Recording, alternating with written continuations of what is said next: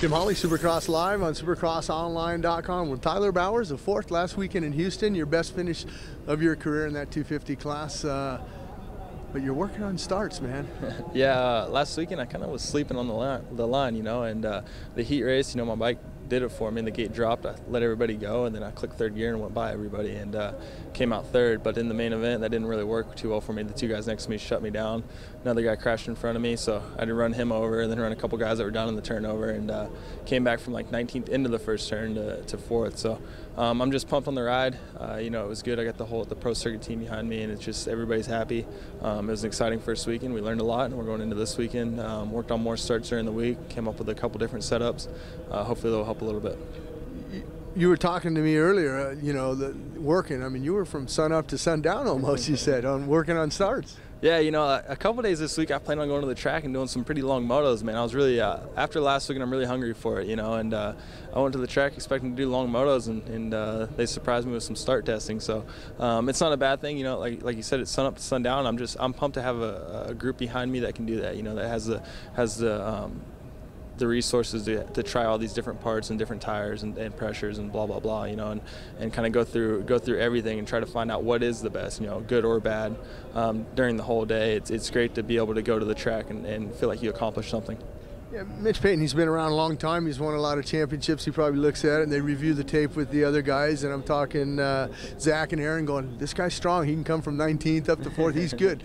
We need to work on starts with this guy. Yeah, you know, they were pumped last week, and they said, hey, when I came off the track, they were like, hey, I forgot to ask you, were you maybe like a dodgeball champion, you know, before this? So, you know, the first couple laps were pretty crazy. It reminded me a lot of the Arena Cross series. So there's guys down everywhere, a lot of mayhem, and I was just kind of weaving through people and just trying to stay up and be smooth and hit all my points. That was the plan last weekend. I talked with Bones before the night show, and he said, you know, you look smooth, you look good, you look like you can do all these lines every lap for 15 laps, so let's stick to it. And you know, we accomplished what we planned to do. We went out and stuck to all the lines, and we're going to work on the starts this week. I did a lot with Tyler Rattray and Martin Davalos, and we're going to go from you know, working with those guys and what I learned from them, and Tyler helped me out a little bit with the gates here, a little bit different than the Arena Cross gates, so help me out a little bit with that, and hopefully we can get a better start tonight and start up front.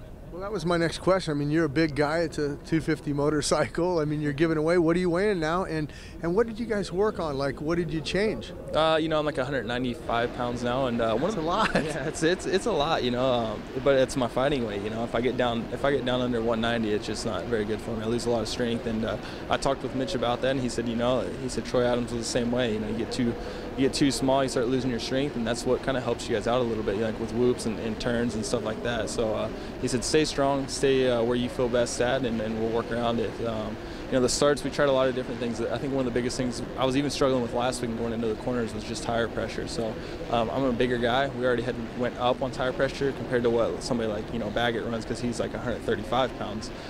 So, you know, me being a bigger guy, when I go into the corner, I put a lot more force on these tires, and off the start, same way. It's just like drag racing, you know, the gate drops, you hit the gas, that tire's gonna flex and roll and do all kinds of cool stuff. So with the heavier guy on it, it multiplies that, and you know, so now we went up a little bit on the tire pressure, and I think it's going to help it dig a little bit more, and I think it's just going to help out all in all. You know, another question I had is, you know, when I'm around, I'm looking at the different bikes and stuff. I see a lot of the guys that are running 120/80s on the rear. Are you running a 120/80, or are you going a 110/80? You know, I can run the 120/80. You know, Mitch is a big fan of it.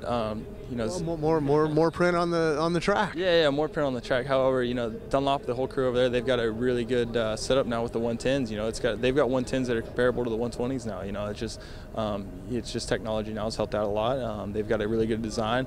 You know, with the 120, you get into the problems where if you get into the ruts, you know, maybe it's a little too wide and it grabs the ruts and throws you off balance, stuff like that. You know, it helps sometimes in the whoops, but with me, I'm a bigger guy. I can kind of handle the whoops myself. As we said with the traction, you know, you get a wider base on the track. You know, the 120 is wider, so it gets more tire to the ground. However, with somebody like me on a 110 pushing that thing pretty flat, you know, on the ground, it's I do pretty good on traction already. So you know, we're just looking at different options, and we're going to see how the track is here after practice, and I'm sure we'll play around between the 120 and the 110, different things, clutch setups, flywheels, stuff like that. Well, go out and do me one favor. I want you to go out and I want you to collect $1,000 from Nuclear Cowboys for that hole shot. Then I want you to take the team out Monday night for dinner. Yeah, that's the plan, man.